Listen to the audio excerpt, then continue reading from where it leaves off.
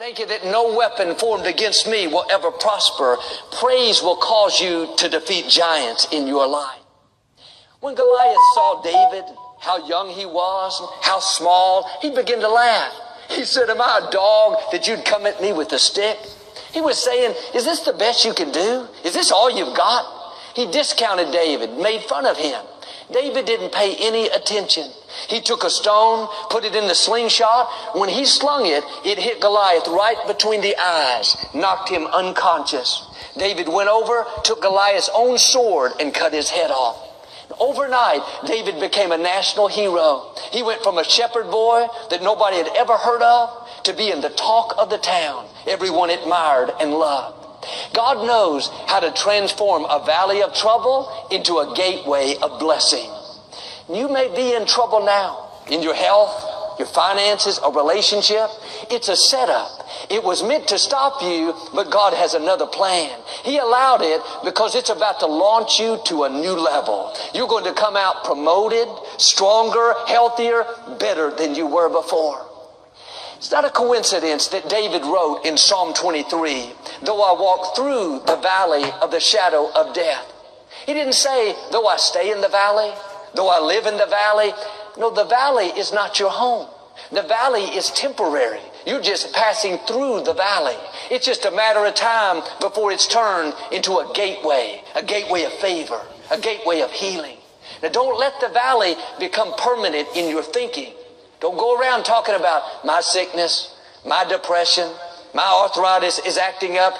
Don't take ownership of it. It's not yours. God made you healthy, whole, free, blessed, prosperous. Anything otherwise is on foreign territory.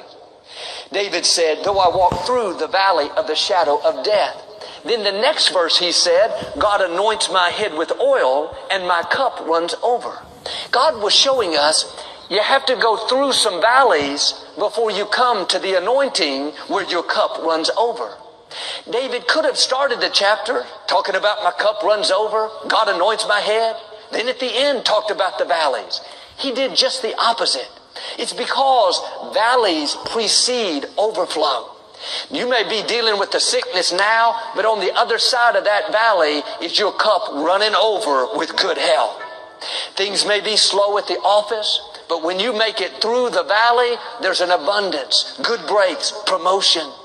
That family member is causing trouble, but on the other side of the valley is great joy, great peace. Your cup is going to run over with great relationships.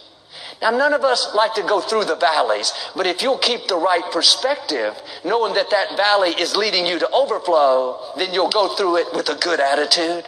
But I wonder how often we get stuck in the valley complaining. I can't believe this happened. God is waiting to transform it into a gateway of blessing, but we have to pass the test. How we go through the valley makes a difference. I know a pastor that wanted to build a new auditorium. They had needed the space for a long time. And he saw friends building nice sanctuaries. They were doing great things. But every time he tried to move forward, he had some kind of setback. He was tempted to get discouraged, think it would never work out. When you're in the valley, it's a test. God is up to something that you can't see. It's easy to complain and live negative, but you have to trust Him in the valley.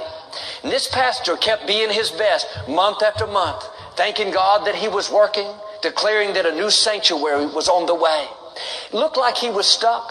The odds were against him, said it would never happen, but God knows how to transform that valley of trouble into a gateway of blessing.